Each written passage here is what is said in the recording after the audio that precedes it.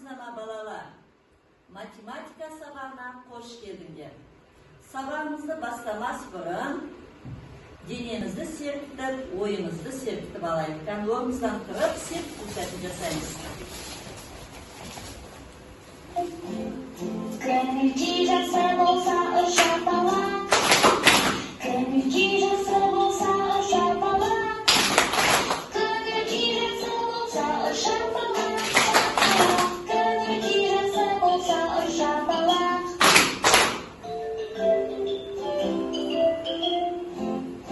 Aşu bala tursan sen jerde tep, aşu bala tursan sen jerde tep. Aşu bulursan sen jerde tep, aşu bulursan sen jerde tep.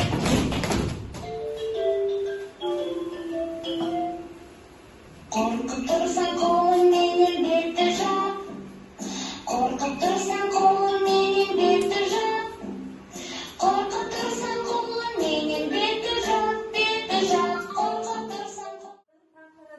Jiyinlar arasınдағы қатынас. Yani sabaktın maqsаты jiyinlar arasınдағы қатынасты anықтауды үйренесіңдер бүгін. Al balalar, biz jiyin degенді birinci sınıftan бастап өтіп келе жатырмыз. Jiyin degenimiz ne? Kim aytады? Еске түсірейікші кәні. Қазбек айта қойшы, jiyin degenimiz ne? Jiyin degenimiz ortak belgileri arқылы біріктірілген заттар тобы. Dürüst. Yani jiyin degenimiz balalar ortak belgiler мен қасиеттері арқылы біріктірілген заттар мен объектілердің жиынтығы, тобы деп атайды екенбіз. Тақтаға қараймыз балалар. Birinci suretте ненің суретін көріп тұрсыңдар? Аберкен. Birinci suretте бұнақ денелерді көріп тұрмыз. Жақсы. Міне бұл біз бала бұнақ денелер жиыны деп атасақ болады екен. Екінші суретте нені көріп тұрмыз балалар? Інжу. Екінші суретте балықтарды көріп тұрмыз. Жақсы, міне. Төрт балықтың суреті бір. Сондықтан да бұны бала балықтар жиыны деп атайды екенбіз. Келесі тапсырма.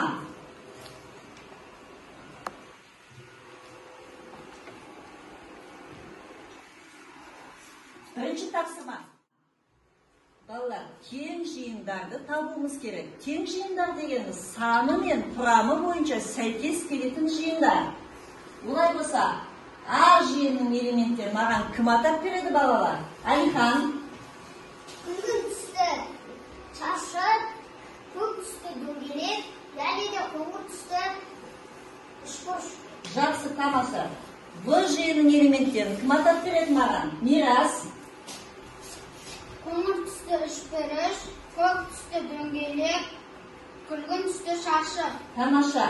Олай болса, А жиындағы күлгін түсті шаршы мен В жиындағы күлгін түсті шаршы тең екен. А жиындағы көк түсті дөңгелек пен В жиындағы көк түсті дөңгелек тең екен. А жиындағы қызыл түсті үшбұрыш пен В жиындағы қызыл түсті үшбұрыш тең екен. Олай болса балалар, саны мен құрамы екі жиында да бір-біріне сәйкес келіп тұр. Олай болса, А жиыны мен В жиыны тең. Бұл бұлай жазылады екен. Балалар, өзіндік жұмыс. Үшінші тапсырманы біз өз бетімізше орындаймыз. Мына жерде балалар сендерге жиындар берілген. А жиыны, С жиыны, Е жиыны және X жиыны. В жиыны, Д жиыны, П және О жиыны.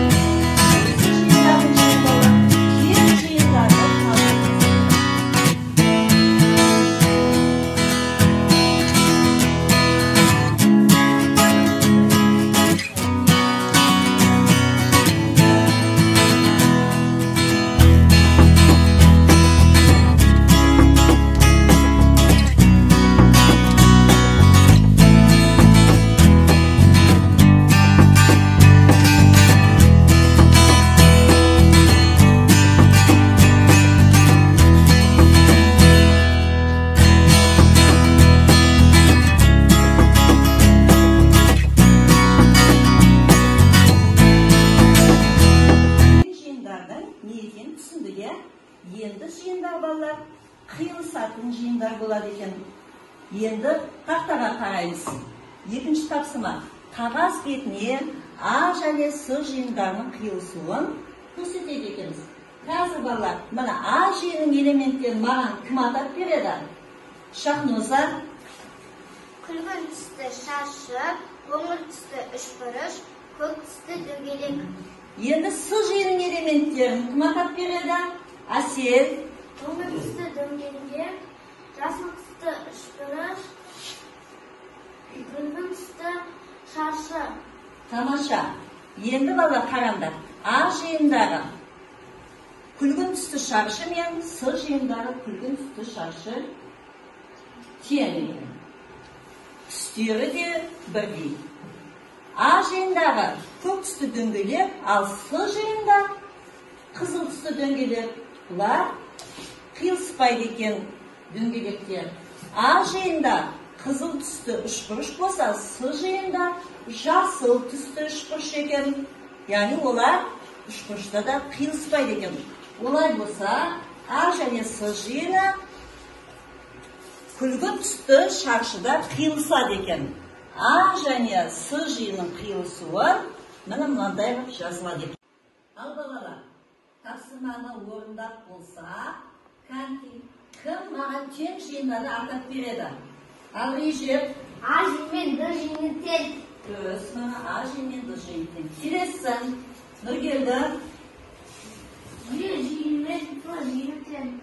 Е жиын мен П жиыны тең. Дұрыс екен, иә? Келесі. Қасымжан. Қ жиыны мен Б жиыны тең. Жақсы, тамаша. Енді жазылған тексеріңдер. Мына А жиыны мен Д жиыны тең. Е жиыны мен П жиыны тең екен. Және Қ жиыны мен Б жиыны тең екен. Сендерде де осылай жазылып тұр ма? Тамаша балалар, өте жақсы тапсырманы орындадыңдар. Балалар, келесі тапсырма топтық жұмыс. Тақтада көріп тұрғандарындай, яғни бізге сөздер жазылған. Сол сөздерді жиынға біріктіресіңдер. Және олардың қиылысуын көрсетесіңдер. Және сол жиындарға ат бересіңдер. Олай болса, сендердің алдарыңа қазір мен дайын сызылған дөңгелектер таратамын. Сол дөңгелектерге сендер балалар тақтадағы сөздерді, яғни біріктіресіңдер. Қай сөзде олар бірігеді, тең, қай сөзде олар қиылысады екен. Кәні соны көрсетеміз. Ал іске сәт.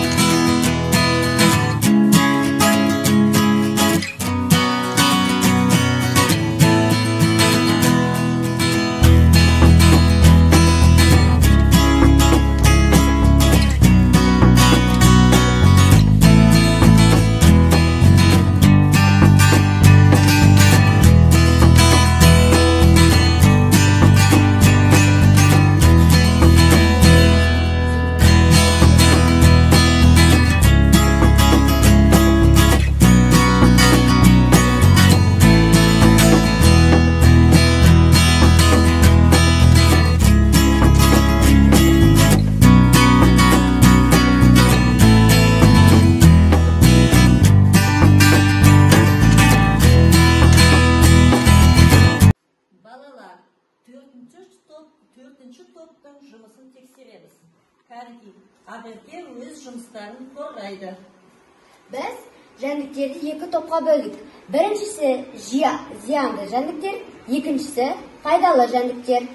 Зиянды жәндіктерге маса, жұлдыз құрт, пайдалы жәндіктерге балара.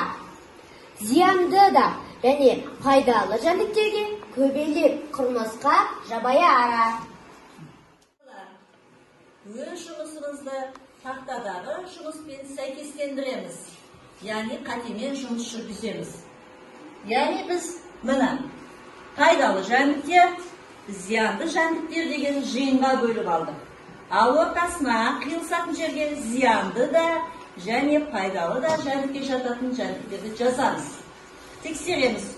Құмырсқа. ziyanlı da пайдалы да жәндікке жатады екен. Жабайы ара ziyanlı da пайдалы жәндікке жатады екен. Бал ара тек қана пайдалы жәндік екен. Көбелек ол ziyanlı da пайдалы жәндікке жатады екен. Маса ziyanlı жәндікке жатады екен. Жұлдызқы ziyanlı жәндікке жатады екен.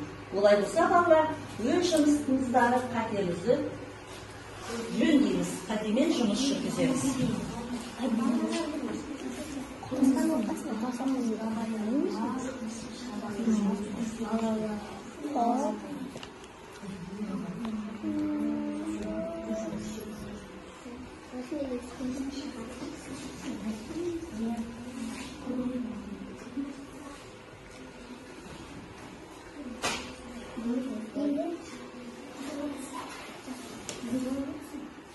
Балалар, білім шыңы әдісі арқылы кері байланыс береміз.